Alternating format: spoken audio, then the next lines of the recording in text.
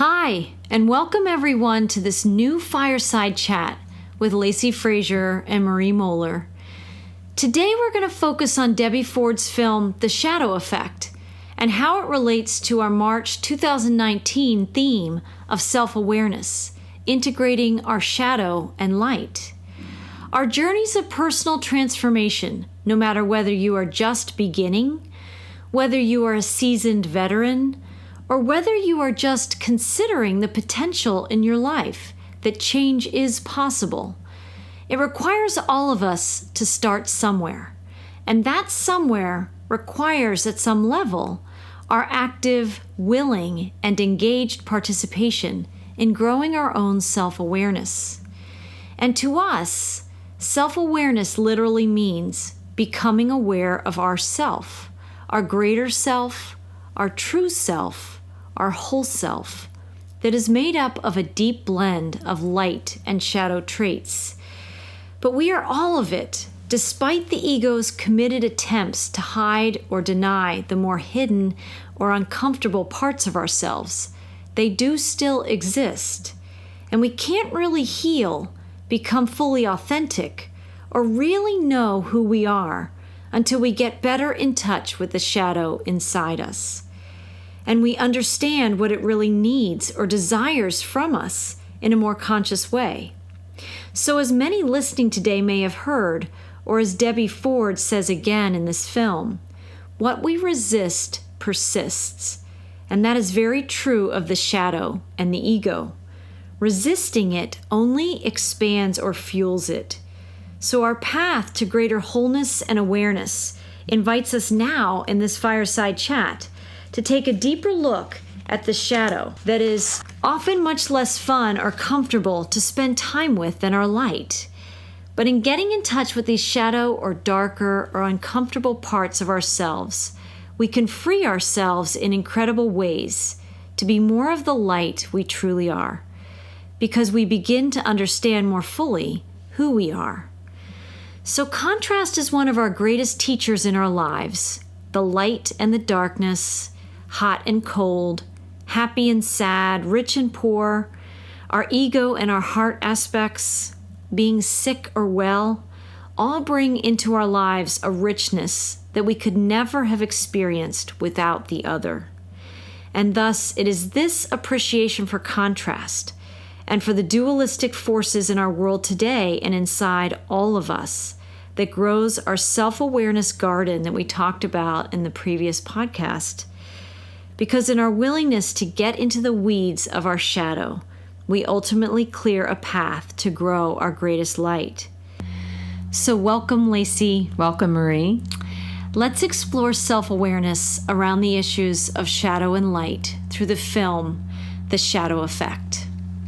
So, Marie, thank you for that introduction to and reminder of what we're doing in Whole Soul in general, but also in the month of March. And I also wanted to take the opportunity to thank Lonnie Adams, who was our special guest for Transformation Talks this month, in which he talked a lot about the importance of doing shadow work and how it changed his life. So shout out there to Lonnie. Yeah, that was an amazing interview with you too. Thank you. Yeah, he was wonderful.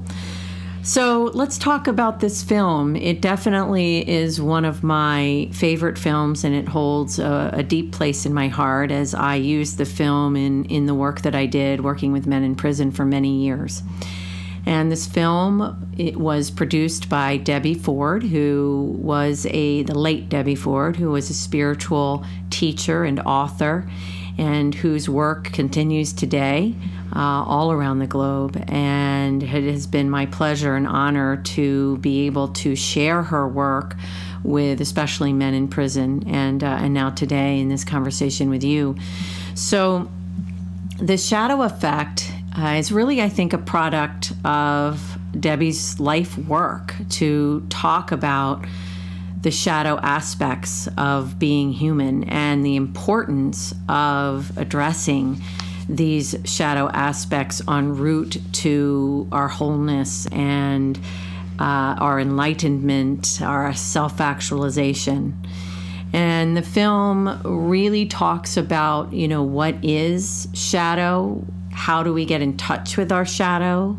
Why it's important to get in touch with our shadow? And then what can we do to help integrate this type of work within ourselves and the blessings that our shadow really carries with it as we try to learn more and more about ourselves, really ultimately to become better human beings. And to free ourselves from that conditioned self. Yes. So that's a big part of all of this, underlying everything else and underneath all of the armor. We're trying to set those conditions and those parts of ourselves that really were never who we were. They were just the part of ourselves that got developed because of who others needed us to be. And so the shadow, I think, often bursts from those original wounds. And we need to take a look at those things so that we can begin to free ourselves. For sure. I mean, that's definitely, we will get into that a little bit further down, but I thought it might help our listeners, for those who have not seen the film, to just give a brief synopsis on kind of how she does this in the movie. She uses expert commentary, quotes from famous people, and then probably most poignant is her own self-disclosure of her own personal story coming back from drug addiction. As well as the stories of several other people who had to face their shadow, and in facing their shadow became amazing people and teachers and sort of gurus. So it's a wonderful film especially for a beginner to learn about what is this thing we call shadow. To be honest with you, the shadow aspect of the self was talked about way, way long ago by Carl Jung. I think we spoke about that in our initial podcast. So it is not a new concept in psychology or mental health. But it is a concept that not many people understand and not many people really want to talk about or address. And it's also something that people don't understand the importance of the need to look at the self to integrate into a more whole being. I'm not sure I said that really very well, but it is part of the whole. I mean, if we are going to become as self-aware as we can this lifetime, then we are going to look at both our light, our talents, our goodness, and we are going to have to look at our shadow traits as well, our traits that are maybe not as nice and maybe more contributing to suffering or stress or other life circumstances. I agree. What I think of often is that we can't really embrace or engage what we don't understand and what we don't have a language for. And one of the things that I loved is that, Carl Jung, as well as Debbie Ford, and I'm sure there have been some others, but those are the names that come up in my world anyway when we're speaking about the shadow. They really got out in the spotlight talking about this aspect that we all have inside us. And so, we can't embrace it and integrate it inside ourselves if we don't understand it. And so the purpose of us highlighting this in this fireside chat and in our conversations here, Lacy, for our listeners, is to help other people gain some of the language, to just begin to have that conversation with themselves so that it becomes a more familiar concept in your world. And you can start looking at your own life to see where does the shadow pop up in you, and it becomes relevant. So, because we all have it, the shadow's relevant to all of us. It's not just in some people that you might think are terrible people or the people that get under your skin or make you uncomfortable. We all have it inside us, and we do need to, our culture globally needs to understand the shadow that's going on in the world today, but to understand that we all have it individually. And the more we can help ourselves individually start to become more friends with our shadow and understand it better and what it really needs and wants, then we can begin to heal it and we can become more whole ourselves. And that's one of the best ways that we can create the change in the world that we might want to see. Absolutely. And as I was listening to you talking, to be honest, Marie, I was thinking about all of the people out there who who may hear us use the word shadow over and over again and are still saying, what are they talking about? Right. So what let's break it down a little bit for our listeners. When I speak of the shadow or shadow traits, and Debbie Ford outlines this certainly in the film, we are talking about everything that we do not want to see, feel, or really know about ourselves, right? Everything that we don't want others to see. So these are aspects of ourself that we hide, we deny, we push down, we repress, we keep others from knowing about ourselves, and we try at least to attempt to have ourselves not know about it through denial and through all of these other mechanisms. Okay? So it could be traits that we've been told are unacceptable as a child. And so we say, okay, I'm not that. And we stuff it way down inside, yet there's something inside of us that knows that, geez, maybe I am that. And so these aspects of ourself that we're trying to hide and we're denying and we're keeping from others, as we talked about in our initial podcast, they don't go away. They don't evaporate. They don't not exist, right? They are in there. And why it's so important to talk about them is because these beliefs or these traits, these thoughts, these feelings, oftentimes very negative, contribute to negativity within us that grows over time. And they don't, as we say, they don't disappear. So as we start to grow up through our childhood, the things that we repress or suppress or we don't want to deal with for whatever reason, they take hold. They take hold within our psyche. They take hold within our emotional system, and they can be very damaging to our life. They can be damaging in our relationships. They can be damaging in a number of ways. And in the film, they give examples of, writing bad checks, abusing your spouse, cheating in a number of different ways in life, drinking too much. I mean, these are all behaviors that to me is reflective of the leaking shadow. Wow. You can really feel that, the leaking shadow. Yes.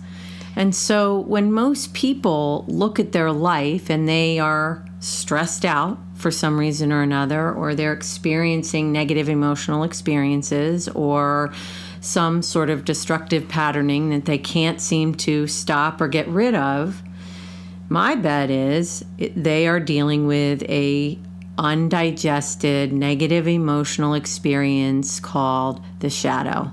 And that is why, if we're really serious about self-awareness and we're really serious about taking our power back and learning what we can about ourselves, learning about our thought patterns, our feeling patterns, and our behavior patterns, then there's no question in my mind that we must be willing to talk about these traits within ourselves. We must be willing to face these shadow aspects and process them. And we need to be willing to look at the things we just haven't wanted to see.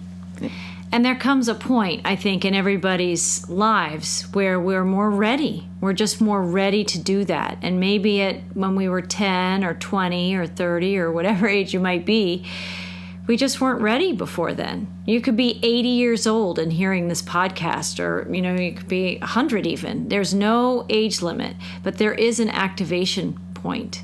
And there's just a point of readiness that when you're ready for something more, being ready for something more or better in your life often means taking this turn towards looking at our shadow. Yes, and one of the things I loved about this film is she has some just incredible quotes that sort of serve as a roadmap for the ideas in the film. So I'd love it if you would share one of the first ones in the film as a jumping off point for us today. Sure. So the first quote I have is, "It is only when we have the courage to face things exactly as they are, without any self-deception or illusion, that a light will develop out of events." So what do you think she means by that, Lacy? That was actually a quote I think we saw in the movie. That was actually from the I Ching. Yes. So I don't think that was Debbie Ford. Some of these quotes that we'll mention today are hers, but that was from the I Ching. Well, I think the biggest point, or the two words that pop out of that quote for me, are self-deception.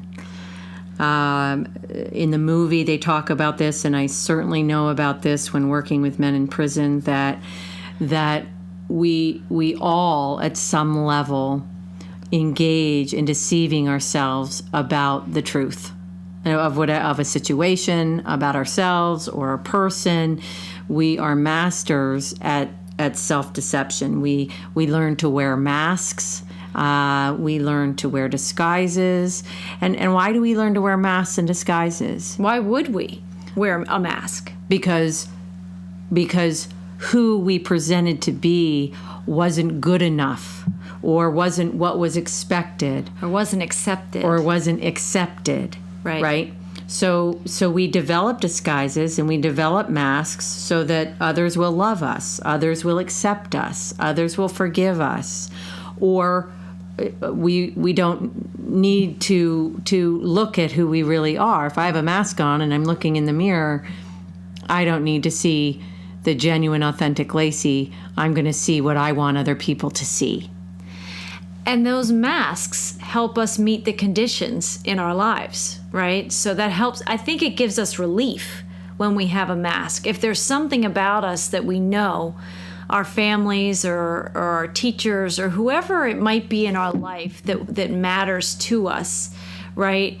It helps us to have this strategy, which is really a clever ego defense mechanism. I mean, the self-deception is an ego defense. It's part of our armor. But if we know that we're going to do something that's not going to be applauded or appreciated or accepted, it helps us to have the mask to give those people what they want, to give the people around us what they're expecting of us, at least so that they can think they got what they wanted from us. And I think the masks give us a sense of relief that we can give them what they need, and we can still be what we are deep inside. Somehow, I think we're giving that to ourselves. In the film, they talk about, or Debbie talks about, creating personas so that we can belong, and that most of us have a public life and a secret life. And so that speaks to a bit about what you're saying. And I certainly can say that working with men in prison, boy, you saw that everywhere. You know, nobody comes to prison as they are. They come in feeling like they have to be protective. They have to look big and strong and like they know what they're doing, and they have to often create different personas in order to not just be accepted or feel a sense of belonging, but more to feel protected from others. Wow. If that makes sense. So would you say that they might even increase some of these mechanisms, these masks? Like if they had masks before they went into prison, do you think they add a few to that story? Absolutely. I used to describe the it's like a closet of disguises, you know, where... Which costume do I wear today? Exactly. That's it, yeah. Exactly. And that was, I would have probably done the same thing if I went into that environment. And frankly, we all do it in different ways in different environments. And so the journey to learn about ourselves, it's just critical to be willing to look at these negative traits within ourselves, or the things that we have been repressing, perhaps since childhood, and to take off our masks and to be authentic. And that is not an easy process. In the film, there are a number of testimonials, a number of people who talk about how they got in touch with their own shadow traits. And sometimes it's through trauma, and sometimes it's because they just want to become more self-aware. Well, and if I can, Lacy, there's a few quotes that Debbie Ford says that kind of come quickly together in the film that all relate to what we're talking about. So she said that we wear masks that we believe will take us where we want to go. So it's kind of a ticket. It's like a golden ticket that if we wear this mask, we can get this green light. If we wear this mask, we get this accolade. If we wear this mask, it's almost like an escort in a way that can help us move us through our lives to be whatever we need to be so we can get where we want to go. I thought that was really interesting. And well, I think one of the greatest examples of that, and I think everybody who's listening can relate to, is the concept of when we were children and we're growing up in a family, whatever that family looks like, and we are shown verbally and non-verbally what is right and what is wrong for that family. For that family, what is accepted and what is not accepted. And we learn to put on a mask or two or three in order to kind of maneuver the system, if you will. Okay? Right. And some people get really good at the system. Some are better than others, negotiating the system. And depending on the level of stress imposed on any one person, how different you are from the system you're in, I would imagine you have more masks, the more different you are from the family or the people that you're surrounded with, right? Absolutely. So imagine growing up in a family where you feel very different. You feel that your skills, your dreams, your desires don't match, don't line up right with the family values. I think Debbie uses an example in the film of on the one hand, you could be a family that you grow up in a family that has more blue collar jobs. And so whether it's welding or something where you're working with your hands and, it's kind of a more labor type job or skill type job. But you might be somebody who wants to go to college, or you might want to be somebody who wants to be an artist, right? That's not often well received in a family that has the value that everybody for generations past has done this line of work. So you might put on a mask and cover up your inner artist or cover up your inner doctor or healer in some way. But the same is true that if you were growing up in a family, and Debbie Ford makes this point, that if the reverse was true, that you're in a family of all these academics and everybody's somehow in the medical profession, as an example, and that's a family value and a system that somebody's born into, but they don't want to be a doctor and they don't want to be in that field of medicine or practice. And they want to be the artist, or they want to weld, or they want to just travel the world and be somebody who teaches in different parts of the world, and they want to do something like that. It just often may not be well received when you're different and outside the system of values that family espouses. So let me build on that, because I've now got a vision in my head of this person who grows up in an academic family and who wants to completely be an artist, and they know that it's not valued.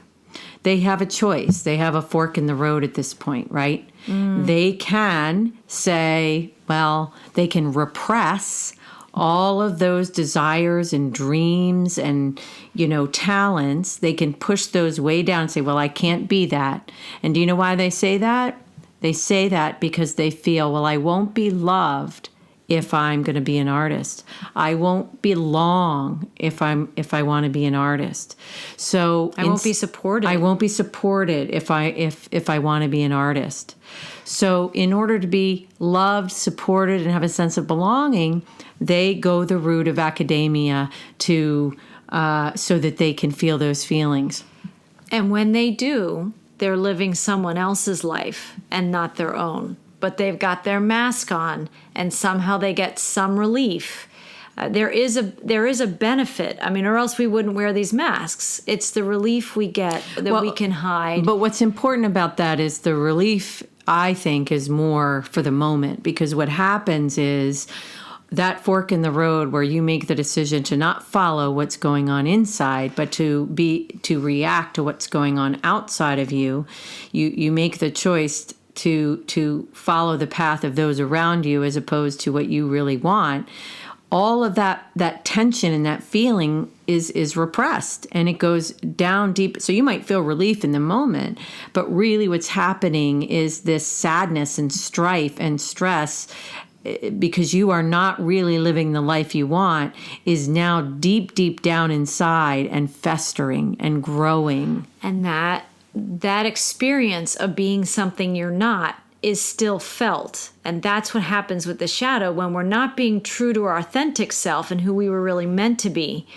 I think that's what cultivates many of these aspects of the shadow, Lacy, that then the ego has to protect, because we don't really want to know the original wound of not feeling like we belong, or might not be loved for who we are. And it just becomes a pattern for living our lives that we just go through the motions. Well, it doesn't even, it becomes a pattern, but it also becomes, we find ourselves massively projecting onto other people, which is right. The concept of projection is something we talked about early on, and I think our second podcast in the defenses of the ego, right? That we begin to project these qualities onto other people that we can't face in ourselves. Exactly.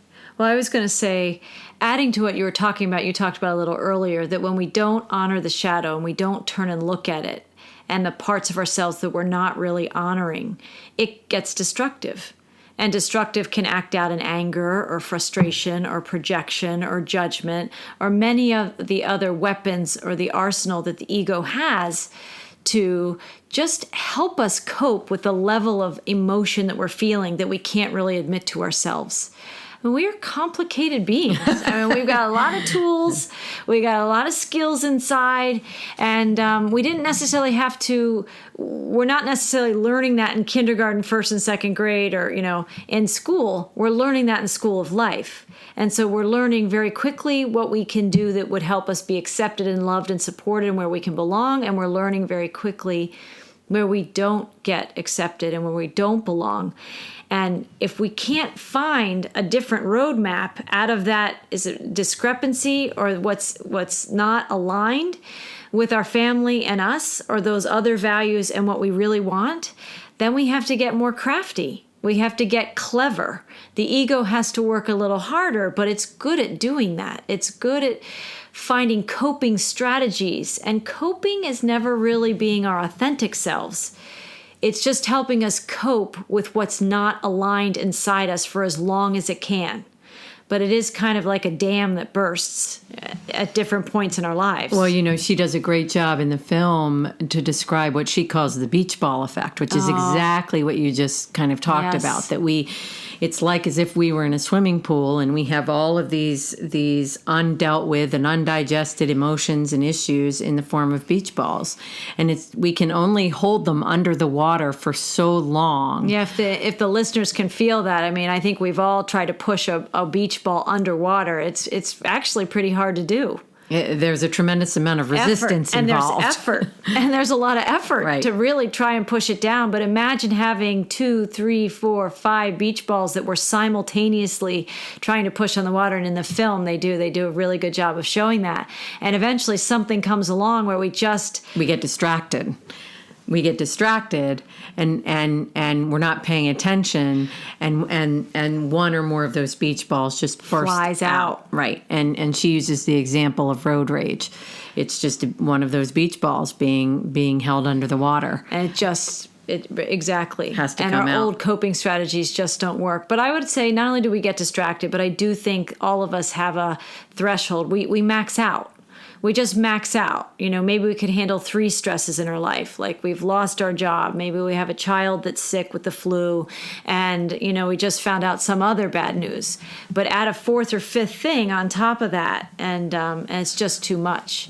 So this is, again, how we're built in a way to have that release valve.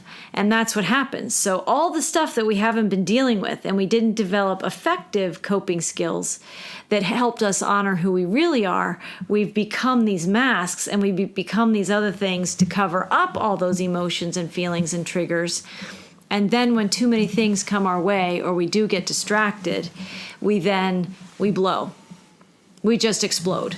It comes up and out versus down and in. Right. Right. And had we dealt with the pattern of thinking or the pattern of feeling or the pattern of behaving. If we could have just said, I'm stressed, like I'm worried. I don't know if I'm going to get that new job. I don't know, how we're going to get help and support for my family, or we're now a one income earning family. And, there's a lot. Everything that we're living in our lives today usually has threads to a lot of, and it's a domino effect. A couple of those go down and the whole thing starts to fall apart. And so I just wanted to go back to about the masks that she was talking about. So, Debbie Ford was saying that the masks that we believe, we wear these masks that we believe will take us where we want to go.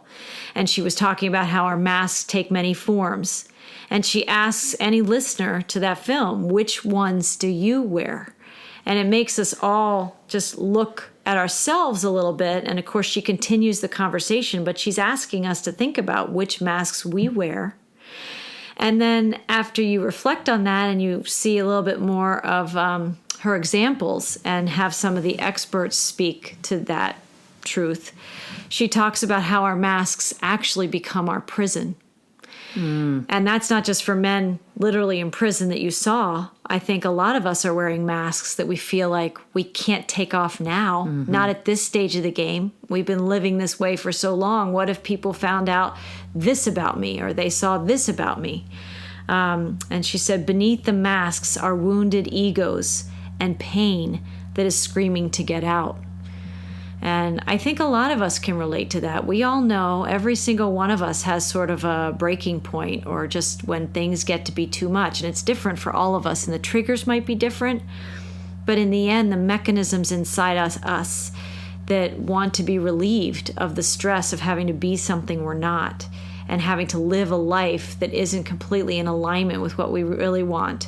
Or we may have created a life that was in alignment, but something changed. And we're still trying to keep up our old life that doesn't match where we really want to go now. We want to make completely different decisions. But that can be stressful, of how to figure out how to be that new person we're trying to become, and still honor our obligations to other people who need us to be something that we used to be. So masks are a really clever ego disguise and tool to help us for a time. But they're not sustainable. Well, they're not sustainable. And to be honest, I think they're in the end, they lead to a lot of self-destruction. Which is very painful. Yeah. And then leads to us to rely on our egos again to get us out of that new hot water. And it just layers. So what do you think the antidote is here? Truth, awareness, starting to call up the layers. To me, in my own life, I can say it's been a willingness to look at those things that I didn't want to see before, maybe didn't even know existed, until I was willing to engage this process inside myself to become a better person. And it was that stepping up in awareness and not judge those parts of myself that I don't feel comfortable with, right? And we have layers of all of that. So for say it was anger, for every aspect of anger we have, there's probably 10 to 20 more layers of anger inside that. We're very layered beings. And I think we just have to let those come up in a safe environment with a greater awareness. And we only gain the skills and the strength to do it by starting. No one can just give you this strength of self-awareness. It's not just something where you can be granted a job, or you can be, you can buy a ticket to go somewhere, or, there are some things you can just acquire. But this kind of work involves living it. You just make the decision to begin trying and stepping up for another hour. Just one hour in your life, you're just going to be really aware of what you're really feeling versus what you're saying to people. How are you doing? It's a great day, isn't it? Right. Sure, I'm fine. I'm fine. It's all good. Right? It's perfect. Everything's great. And how many times do people, because if people really said, how are you? And people at work, when they just say their first hello and the day's just getting started, people say, well, the dog peed on the floor this morning and the baby threw up, and I just got this bill that I'm not sure how I'm going to pay, and I'm completely stressed about X, Y, and Z. Nobody wants to hear it, and our culture doesn't really build in time to support anybody. So everybody just says, I'm fine. So, and that's how we keep the mask on, and we all keep the system going that nobody's going to talk about their stuff, and I'm not going to talk about my stuff. And at the very least, what we don't do at the end of the day is after we're off work, most of us don't make the time to give ourselves any time to take the masks off and just be ourselves inside ourselves. So even if we can just do that for 5 minutes a day and look in the mirror and ask ourselves, what am I really feeling before this day begins, or at the end of this day? Well, how can I really honor me in just one way today? Let one feeling come up, something that's true about me. I want to go for a run. I'd like to go on a bike ride right now. I live in the city and I never liked cities. If we just admit something that's true and really see if we can get to something that's really true about what we feel. And we might have to go a couple layers down, because we might be saying, I don't feel good after my day of work. Something about me felt off today. I'm going to go on a bike ride and I'm going to feel better. But what if that first thought isn't us either? What if we really just want to take a bath? Or what if we just want to take a nap? Or what if we want to sit and read a book or cook ourselves a good meal? We need to make time in our days just to let some authentic, true feelings come up. And as I'm saying, there is no one way to do this, but I think making time for this awareness in our life is really critical in the process. I completely agree with you. However, I'm also sitting here thinking about the deeper roots of the shadow, all of that repressed emotion that we don't want to deal with, that might have been a result of 10 years as a child growing up in a house where you're repeatedly shamed, or there are some deep roots to all of this, but I think it starts with, like you're saying, it's paying attention to the self. It's witnessing, when do I get angry? When do I get frustrated? When do I experience stress? And when I experience stress, what's my natural reaction to that? It's really learning to bear witness to the self and being able to admit those things. Yeah. So, I'm going to give a personal example just for illustration. But, I'm somebody who I do really well when I have one, maybe two things to focus on in a given moment or a given day. I'm a great to-do list maker, and I'm an even better checker-offer. But when I start to feel overwhelmed because there's 20 or 30 things that need my attention, and I start, this overwhelm kind of overtakes me, and I do not do well with juggling more than one or two things. And what tends to happen is I start sort of feeling overwhelmed at a deeper level, and then I often end up projecting the stress around the overwhelm onto other people. So I may say something unkind, or I may, raise my voice with the kids, or I may undermine or belittle somebody close to me. Those are all ways that leaks out. And so if I were I've learned over the years to say, wow, I'm really overwhelmed right now. I need to take some action to deal with this overwhelm so that it doesn't blow up and come up and out and get projected onto other people.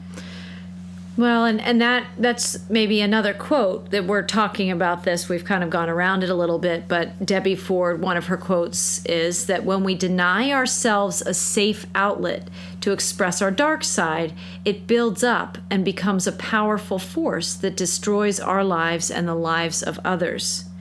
So the more we try to suppress the conditioned self, the more it finds creative and mischievous ways to come out. Because those energies, or that feeling inside us, whatever's triggering us, it really doesn't stuff down for long. It does have to come back up and out and express in some way.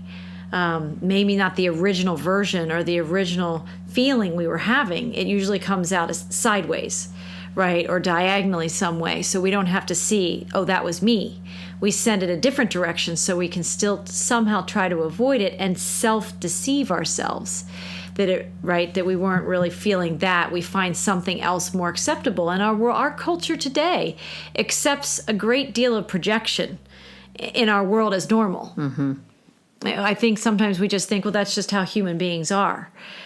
But I think that's how human beings are today. But I don't think we have to be that way. We have a lot of choice. Well, and inherent in what you're saying, I think, is the concept of judgment. That we are such a judgmental culture, such a judgmental society. And, what Debbie Ford talks about in the film is that what we judge or condemn in another is ultimately a disowned or rejected part of ourself. Mm. Now, that's a deep concept. I don't know that we have time to unpack that today, but I would just ask our listeners, as if they are getting curious about themselves and they are getting curious about this self-awareness concept and they do have a drive to want to be better people, then take a look at where your judgments lie. Take a look at the triggers in your environment that contribute to a negative emotional response. Learn about yourself by paying attention to these things, because whatever it is you're judging, person, place, or experience, is really likely something that you've rejected in yourself that needs to be looked at. And again, that's a deep concept, and we don't need to go into that today, but it is. But all of these, and in the film, we're highlighting some of her quotes, but what's so effective in this film, The Shadow Effect, is that she says these deeper concepts, but then she either has a good visual or she's got a good story, or one of her expert, guests that she interviews in the film tells a story that you can relate to. So the deeper messages are going in, but they illustrate it in a way that everybody can understand. I just thought they did that very well in the film.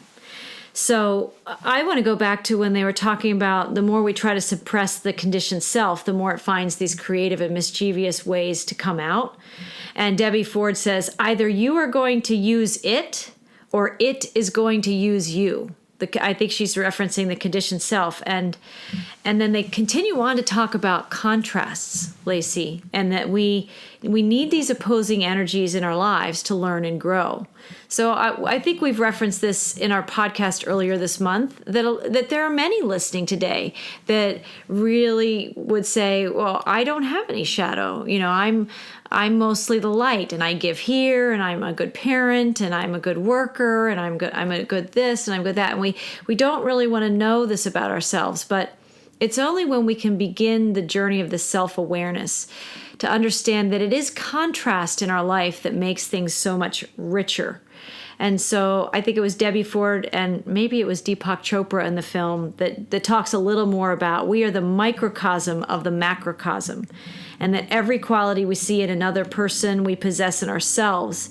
And in this concept of contrast and probably judgment, like you were talking about, Lacy, this is a key concept in the film, is that when we point our finger at someone else, just imagine if you were doing that. When you point a finger at somebody else, there's your three fingers tucked back and point at you, right? And so what that can translate into meaning is that when we're judging somebody else, we're really judging ourselves. Like we're judging that aspect in somebody else that we likely feel or see at some level in ourselves, and we are all of it. And I think Jeff Jones spoke about that in one of in the transformation talks, Lacy. That's something he really highlighted, and I really appreciated that. I had not heard that before. I never focused on that in my journey before. I never thought about when you're pointing the finger and judging somebody else to feel better about the things about myself I didn't want to know. I'm really pointing three fingers back at myself, which is magnifying the energy that I'm really trying to avoid. Right. I mean, it's incredible. Right. It's incredible. And doesn't that feel so empowering to even just admit that? Yes. It's so liberating in an upside down kind of way. You wouldn't think when you say, oh my gosh, I think I'm releasing some of my tension when I might be judging somebody else, right? But when I realize I'm doing that to myself times three fingers pointing back at me, I'm just magnifying my stress. And then you realize, well, boy, if that doesn't feel good, I can change it. I don't have to engage that behavior. I could just pay attention to when I judge and just decrease that or let it go or witness it. Well, and not just change it, but also learn from it. You know, I mean, I guess that's the point here. But it's so important to learn from ourselves. We are our best teacher about ourselves in the same way we are our worst enemy. You know, we really are our best teacher. And so if we're willing to sort of step outside of ourselves and witness how we think about things, how we treat other people, when we kind of get our feathers ruffled, and when we want to respond negatively to someone or a situation, you know, what is that about? And I need to look at that. And what is that tied to? You know, and I know this is not everybody's language. I mean, you and I are definitely speaking a different kind of language, but in my opinion, we're really calling people to open and grow in a different way than they ever have before. Yeah. Well, and while they may not consciously know it, like it may not be in their awareness and in their everyday language with their friends or their spouses or their kids, it is a universal language. You know, Joseph Campbell showed it in The Hero's Journey. Like these things that we're talking about, people have been living this journey of personal transformation and personal growth for centuries. And we all inherently do want something very similar. We all want the same thing. We all want to be free. We all want to feel better. We all want more joy in our lives. We want to feel healthy. We want to feel abundance. And if we're not experiencing those things and something shows up in our life that makes us uncomfortable or brings out these triggers of the shadow especially, that's when we're being summoned to gain this language and seek resources. I know when Lacy and I were first in our own process to wake up to these concepts, I think I bought every single book that Hay House published at the time. I mean, I had probably weekly, books being shipped to my house. And then they got into more DVDs and I started watching movies. And now a lot of this information is more accessible than it was 10, 20 years ago. And I think that's a sign, too, that the world is changing and people are seeking this in different ways for different ways people take in information, whether it's a book or a video or a film or poetry or something different. So I think we're all on the journey home to ourselves, and what we're talking about at some level, if you're listening, chances are there's been some form of magnetism that you've been searching for something on the web, or you're looking for tools to support your own journey, and here we've popped up. And if we're talking about something that you don't know a lot about, but you can say, I want some of what they're having, I can say that was probably one of the bigger feelings. I wanted relief when I was struggling and in a great deal of pain years ago. And I wanted to see somebody else who was successfully living a different way. So they weren't just teaching it. I could see that they understood it and it was who they were. And I was a contrast to that. I wanted it, but I didn't have it. And sometimes we have to listen to people who are at least living it a little bit to pick up some parts of the language or some parts of the stones in the fog. This, where's the path to get there? What's the bridge to get me from where I am to where I want to go? And the concept of the shadow is definitely the next stone in the path, from understanding that we have an ego and that we have a conditioned self, and then understanding that we have armor that is there to protect that vulnerable ego that's working very hard to keep us together in a very challenging world. And now we understand that inside, if we unpack those things, we've developed these shadow aspects that are part of what the ego is working so hard to protect. And the shadow is a lot of the emotion. We haven't highlighted that so much, but it's a lot of the emotion around the conditioning that we have. That's the expression inside that we try and find a way to not express exactly. So if we have anger, we might wait until something else happens and we fall apart and start crying at work. But really, it could be anger that we're really feeling. These are emotions that we repress and cover up and distort in some way, so we don't have to look at them directly. And I'm just jumping on what you said, Lacy, is that not everybody listening to our conversations will understand everything we're saying, but the conversations are there as an invitation to get curious. Yes. Get really curious about who you are, and really curious, in your own life. If you don't feel like you have shadow, just to be aware. Just to heighten your awareness of where you feel one thing and yet you witness yourself behaving in a different way, to cover it up or to protect yourself. So, can we go on to another quote? Are you ready? So, I think you've covered a few others, but there's another one here that Debbie Ford said, that what we can't be with won't let us be. Wow. You almost feel like you just need to let that sit in the air for a minute. Yeah. Yeah. What we can't be with won't let us be. So what that's really saying is what we can't face, what we deny, what we don't want to look at will fester. Kind of haunts us. Yeah. It haunts us in our life experiences and the things we create every day. Somehow we're showing up in defending against or trying to not be that. Whatever that is, we're trying to not be it, and therefore we're being it. And it won't let us be. It's going to keep showing up in different ways in our lives. And maybe another quote that goes hand in hand with that is, what you resist will persist. So what you resist persists. And just by pushing against it quietly or loudly in our lives, it tends to keep following us. It's like a stalker. And I've seen that in my own life. The things that I don't want the most. That's why a lot of people are really good at having cycles of the same themes and patterns in their life, because especially if it's something they don't want, because somehow the universe is listening to what you're thinking about and working hard to accomplish in your life very intently. The universe is listening. And we will talk more about that. But what you resist will persist, meaning you'll keep attracting into your life the very situations that you would say you don't want. And that's another very powerful concept that they definitely touch on in this film.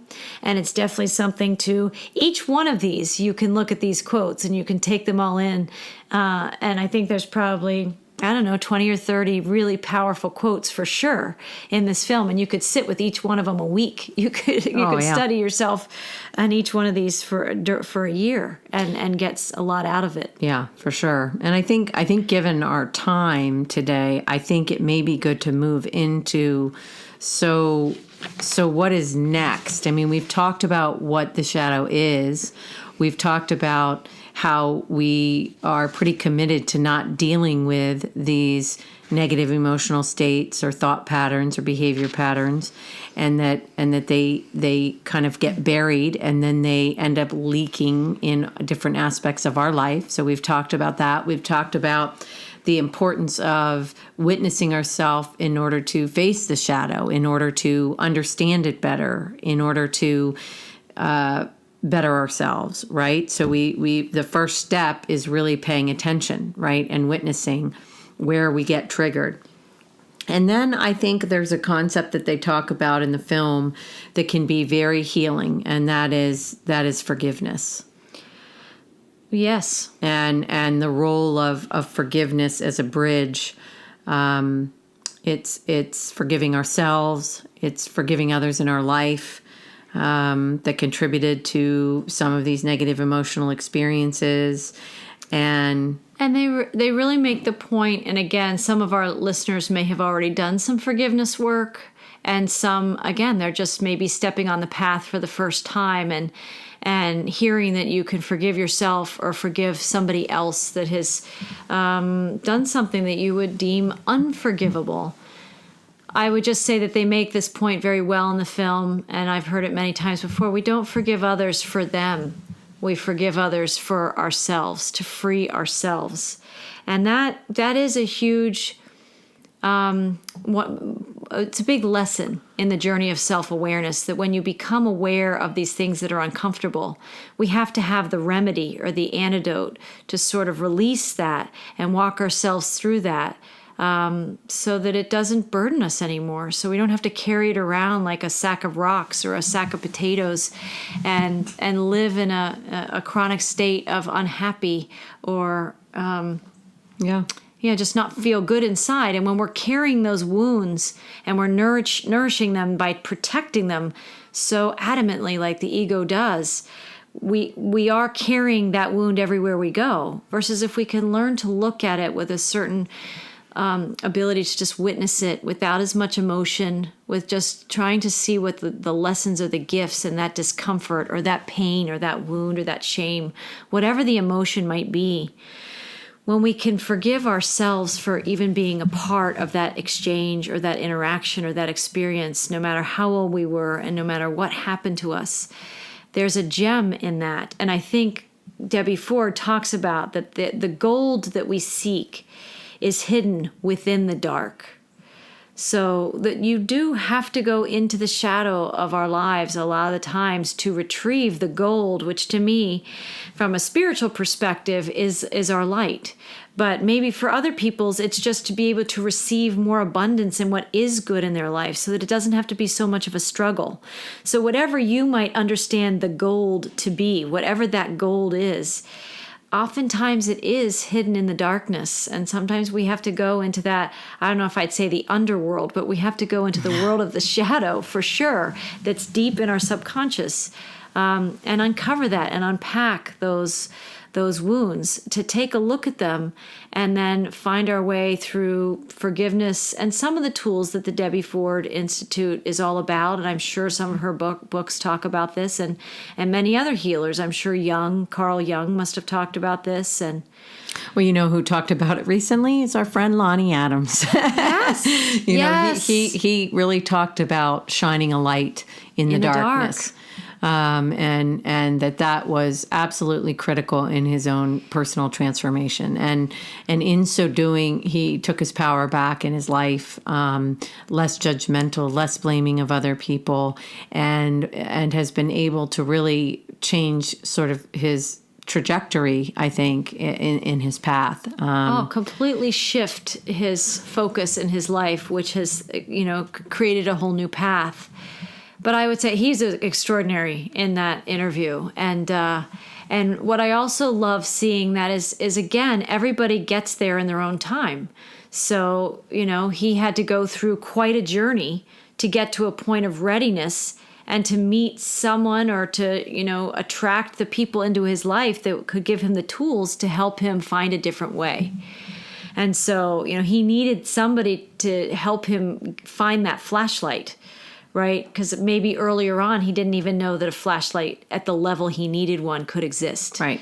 And I think that's true of all of us until we're summoned or called or invited in some way to find it. So, and then I don't know if you were going to talk about, she talks about, Debbie Ford in this film talks about something called the divine recipe. She said, we all have a divine recipe. And that, I think in it, and maybe you want to describe that, because I remember seeing at the end of the film, she names a lot of famous people, and she talks about some of their core shadow traits. She makes like a mathematical formula, and she names like a shadow trait of that person, and then another shadow trait of that person, and then some of their light traits, and then she puts an equal sign, and then she has their name. And that's the recipe that makes up that whole person. And what's so powerful about that is when you look at the recipe for that particular person, who most of the people she showed were people who people revere, but you didn't realize, or you don't realize, the trauma or the darkness or the shadow traits, the wounding that they experienced on the journey to greatness. And another sort of quote or a note from the film talks about, the meaning of part of the meaning of being spiritually evolved is our ability to use the pain of the past, right, to expand into our greater self. And I think that's a huge lesson for me, that I have been able to look at my life through, go through my own journey. And in my journey of self-awareness, I've been able to really go deep into the pain and some of the things that I've carried for a long time. And I've been able to embrace it. I've been able to learn from it, and I've been able to grow from it. And I think I'm a more spiritually evolved person because of it. And I can now feel grateful. That's the other thing here, is that I've learned to feel grateful for some of the most difficult times in my life. And that's powerful. That's liberating. It's tremendously liberating. I think a lot of the men that you worked with had an experience of that when they got to a certain point in their own evolution and in their own experiences, becoming more self-aware and using these tools. We start to realize that that's deep inside us. That's the meaning many of us are seeking. And the struggle we have is when just a certain amount of good and a certain amount of bad happens in people's lives, and it seems quite at random, or that's what we've kind of been conditioned to believe, that there's a randomness to our lives, and which of course devalues the meaning we should all be experiencing in it. But when we realize that every experience is there to teach us something about ourselves, and every emotion, every shadow aspect, every trigger, everything has something for us that helps us know who we are better. And I have yet to experience like a plateau in my enthusiasm for the journey, because we have so many layers to each of us, and there's so many different things to unpack inside myself about who I really am. And I can see that there's, I have a long way to go in expanding some of these gifts of the soul that really liberate us on bigger and bigger and bigger levels. And so, you see that, I don't know, any of you listening might see a teacher that you saw them, 20 years ago, and their messages only get richer, over the last 20 years. I think we turn down a lane or a path inside ourselves where we just get better and better and better. But that's when we continue to be curious about ourselves, and we continue to embrace the gifts of the journey. And I think that's what she's talking about, that there's gold in the darkness. There's gold in the shadow. And she says, I may have lost that quote somewhere. She says, our brightest light can shine best when we accept and embrace our darkness. So we only get brighter when we embrace our darkness. And when we're trying to push it down and avoid it and deny it and hide it and all the things that we do as human beings, we're just not shining at our best. And it's kind of like if anybody here has had the flu or a cold or just been under the weather in some way, and we know, gosh, I just don't feel like myself. That's what living with the shadow is in our lives. We're just not living our best life. We're not living our best light when we've got half of us is shoved down in a pillowcase somewhere, when half of us, we're not shining, like Lonnie said, the flashlight. We're just not willing to put the flashlight on it. And that leaves us feeling a little like, just not quite as well and vibrant as we're meant to be. Well, because we're suppressing something, or we're ignoring something, and we're denying something, which is really uncomfortable, and it's very stressful. Yes. So I just want to go back and build on that feeling of when you learn to view yourself as from a holistic perspective, all the light and all the shadow. It is so freeing. And then you find yourself sort of skipping through your life in much more happiness and joy, because guess what? Every experience, positive or negative, is a learning experience, and we start to learn to embrace the learning experiences. And then imagine walking through life. I mean, really, we get so much more. I think I might have said this before, but I like the concept of buoyancy. I think we just, like those beach balls maybe, but in a good beach ball way, that we really, really rise in our lives, and life gets a whole lot more fun, and nothing scares us. I mean, of course, maybe there still are uncomfortable situations or unfortunate experiences that we may still go through. But the more you journey this, the more you know almost to move through those situations with air. And almost like we become a bird that can fly through them instead of a rock that's stuck in them. And, it's a really powerful process when you can start. And the more you do it, the easier it gets. It does. It gets easier. And it also, it's interesting to see what falls away as you start to live that kind of life. Feeling like a victim falls away. Yeah. Living by fear falls away. Blaming other people falls away. Because it just isn't attractive anymore. It's like something it was our go-to. Well, it's because behavior. we weren't owning. So, if we were owning all parts of ourselves, we would not be feeling like we had to blame other people And give it to somebody else. Yeah, and projecting. But when you don't need that anymore, you find that you're attracting and you're attracted to things that just feel better. Yeah. You just get cleaner and cleaner and higher and higher and lighter and brighter as you go. And it doesn't start out that way. It's just a gradual process. Just like a garden's never finished. The seeds don't stop growing. And we're that garden. We're somebody who just knows, I got to keep watering it. I have to make sure I have proper sunshine. We have to create the good, positive conditions that can help something that's very authentic to grow and to really clean out the weeds. And the shadow is a weed of the human experience, but it seems like it's a very productive weed. It makes us grow. Yes. It makes us grow. I before we go into closing, I just want to say one thing, because I do hear us talk and I witness us talk, and I think about people who are unsure of maybe what they're saying or the next steps in their own path. And I would encourage everyone out there, anyone who feels the need to listen to these interviews, these podcasts repeatedly, because within this conversation, there's a lot of gems that you can learn from. And so if you hear it all in one fell swoop and say, well, that's not for me, I don't understand, they're too intellectual, or they're using big words, or whatever it might be, that may be true.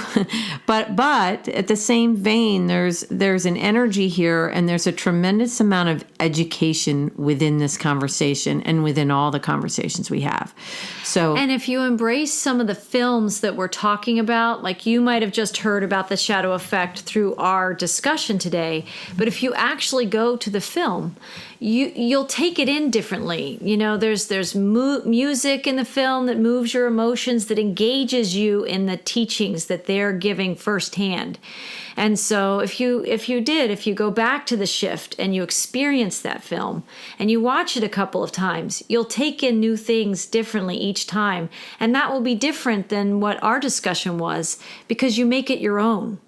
And it activates things inside yourself. So when you can go directly to the source anytime, it can be really beneficial. So we recommend that. And that was something we did early in our journey. We went straight to the books. We went straight to the films. We went straight to meeting some of these authors and speakers and actually attending some of their workshops. And so it can be very inspiring, and it can be very supportive and healing to have that direct contact with the materials. So absolutely, I would encourage that.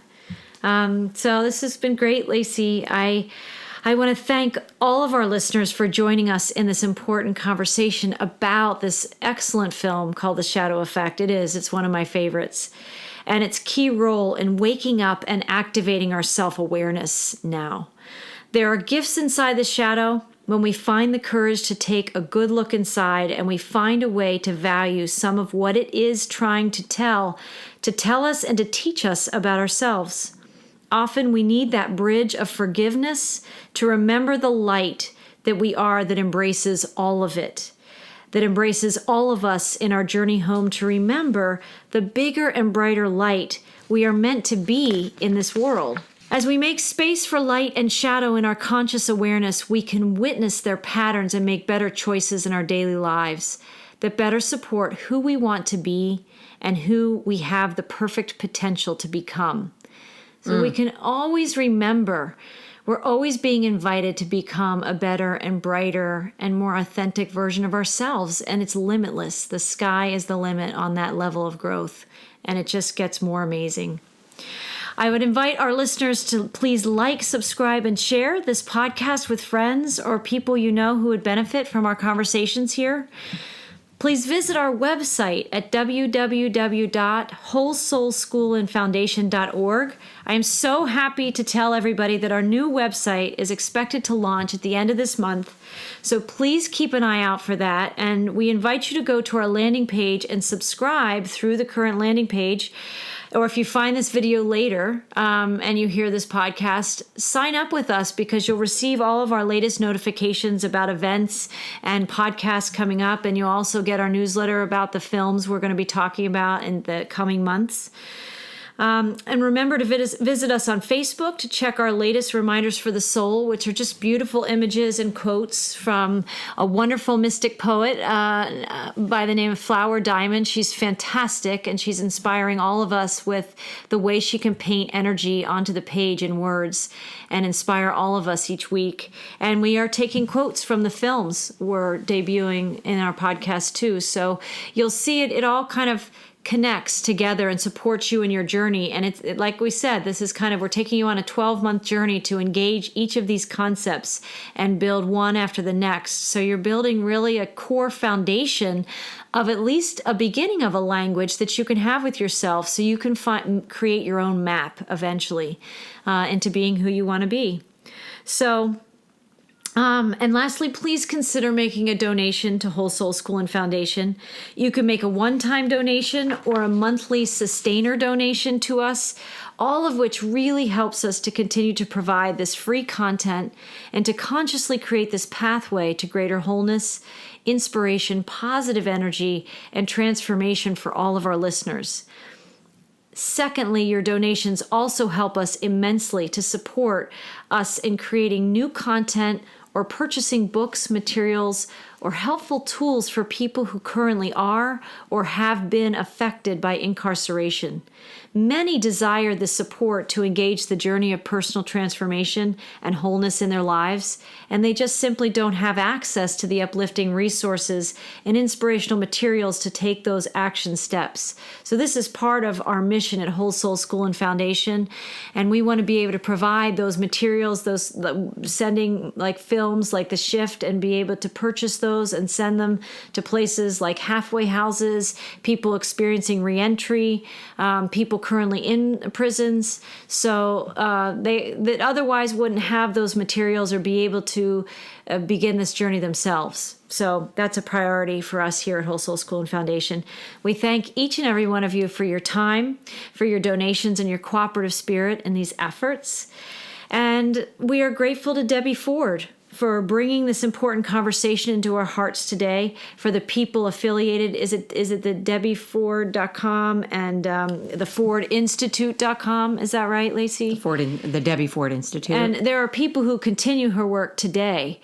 And we're just so grateful for the conversation that she created and that the people now who continue her work on the planet. It's helping so many people, and it's created a conversation that no one was having, Right. very, very much in the last few decades. So I'm grateful for the courage that she had to bring this material to all of us. And we thank you. We thank you for spending time with us today. And we thank you, Lacy. Thank you. We send blessings to everybody until we meet next time, which I believe the next one will be in April. In April, and our theme for April is the journey of transformation. And so we will have 2 podcasts with Lacy and Marie on the journey of transformation. We will be reviewing the film Finding Joe, and hopefully we will have a guest or 2 who will speak to their journey of transformation. Perfect. Thank you. Thank you, everybody. Have a great day.